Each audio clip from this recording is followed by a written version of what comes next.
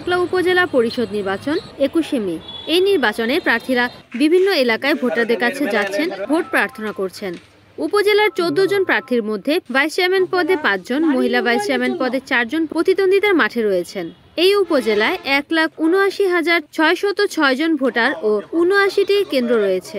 সরকারি returning officer Sadia উম্মুল বানিন নকলা উপজেলা নির্বাহী অফিসার যাবতীয় প্রস্তুতি সম্পূর্ণ করেছেন।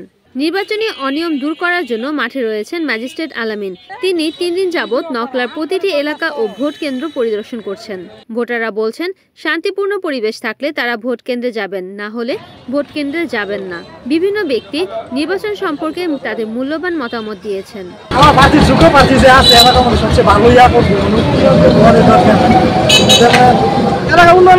সবচেয়ে কাছে দরকার বেসিক্যালি এমন একটা শিক্ষিত জাতি দরকার, মানে যে ভালো মানে উন্নয়ন করবো সবার লাগে, মানে খালি দেশের না, মানে সবার সমস্ত জনগণের, গরিব বড় লোক যার সবার একসাথে দেওয়া হবে, একবার দেখে হইতে না, বুঝলেন নাই, মানে আমরা সবারই যে ভালো রাখতে পারবো।